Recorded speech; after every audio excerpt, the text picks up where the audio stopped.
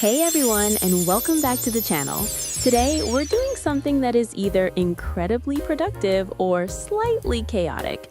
I walked into Haverty's with only about 15 minutes left before closing, because apparently my brain heard closing soon and translated it as perfect time to start a furniture tour. But honestly, I wanted to make this video useful for you. Buying furniture can be a big deal. Sometimes you walk into a store thinking you need a sofa, and 30 minutes later, you're standing next to a dining table wondering if your entire personality should be redesigned. So my goal today is simple. I want to help you get an idea of what's available, what styles you might like, what prices look like, and maybe save you some time before you head to a furniture store yourself. And while we're doing all that, I also want to keep you entertained, because furniture shopping is much more fun when someone else is doing the walking. So grab your coffee, your tea, your snack, or your measuring tape, and let's go explore Haverty's together. First impressions? This store is huge. You know those places where you enter confidently and 5 minutes later you're not entirely sure where the exit is? This is one of those places. Every direction looks like a living room. I feel like if I stayed here overnight, I'd accidentally wake up in a different furniture collection every morning. Good morning! Apparently, I live in Section B now. As we're walking through the showroom, you'll notice there are lots of different furniture styles. Some pieces immediately make you think, wow, that's beautiful. And other pieces make you think, wow, if I owned that, I would suddenly start hosting dinner parties. Furniture has a strange power. One chair can convince you that you're about to become a completely different person.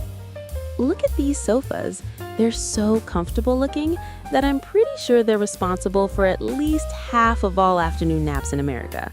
You sit down for just a second and suddenly it's next Tuesday. And of course, I'm checking prices along the way because I know many of you like seeing real numbers. When you're shopping online, everything can look amazing. Then you see the price tag and your eyebrows start doing gymnastics. So today, we're looking at both the furniture and the prices. No surprises. Well, fewer surprises. Now we're moving into another section of the store. I came here planning to film for my viewers. What I did not expect was to spend the entire visit slowly convincing myself that all of my furniture at home has suddenly become outdated. Has my sofa changed? No. Has my dining table done anything wrong? Also no. But after walking through a furniture store, your brain starts whispering, you know, we could start over. Furniture stores are dangerous. Not physically dangerous, financially inspirational. And this is where I need to make a confession. Being a content creator is a financially risky hobby because I visit stores for research. I film products for viewers, I compare prices, I collect information, and somewhere during that process, I accidentally start creating a wish list for educational purposes, of course. Very educational. Look at all these accessories, the lamps, the artwork, the decorative pieces, the pillows, the mirrors, the little accents that somehow transform a room. I always find it fascinating how a tiny decorative item can cost less than a dinner out, but somehow convince you that your entire house needs a makeover. The funny thing is that furniture shopping often starts with one goal. Maybe you need a chair, just one chair. Simple, reasonable, responsible. Then 2 hours later, you're considering a new sofa, coffee table, rug, lamp, artwork, and possibly a fresh life chapter. The chair was only the beginning. By the way, if you're enjoying this walkthrough and you'd like to help both me and the channel, this is the perfect moment to do 3 magical things. First, hit that subscribe button. Second, ring the notification bell, and third, leave a comment below. Think of it as feeding a very friendly YouTube algorithm. The algorithm wakes up every morning and asks, did anybody subscribe today? Let's make it stay. And if you leave a comment, that's even better. Comments are basically little high fives for creators. Plus, they help me know what kinds of stores and shopping videos you'd like to see next. So if you're enjoying this tour, I'd really appreciate your support.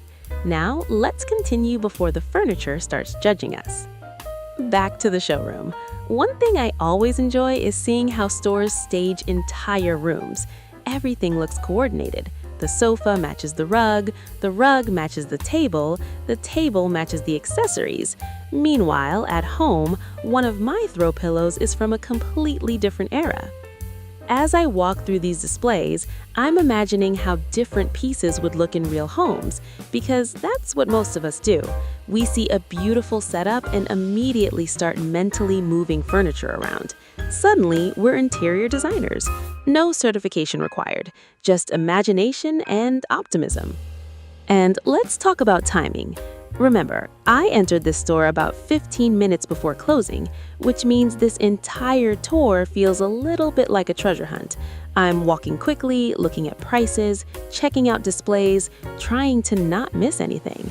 My camera and I are basically participating in an Olympic furniture event.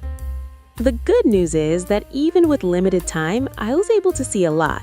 The bad news, I definitely did not see everything. This place deserves a much longer visit. There are so many sections, displays, and products that I could easily spend much more time here. And honestly, I probably would. My camera would be happy, my curiosity would be happy, my wallet might request a separate meeting. As we continue looking around, I want you to tell me something. Which item has been your favorite so far? The sofas, the bedroom furniture, the dining sets, the decorative accessories. Everybody notices something different, and sometimes the item you least expected becomes the one you can't stop thinking about. Another thing I appreciate when visiting furniture stores is getting a sense of scale. Online photos can be helpful, but seeing furniture in person is completely different. Some pieces look much larger, some look smaller, and some look exactly the right size for a room you've been planning in your head for months. At this point in the tour, I have reached the stage known as professional browsing. I'm not shopping, I'm not buying, I'm simply gathering information, very carefully, repeatedly, while imagining where everything would go. Totally different from shopping, completely.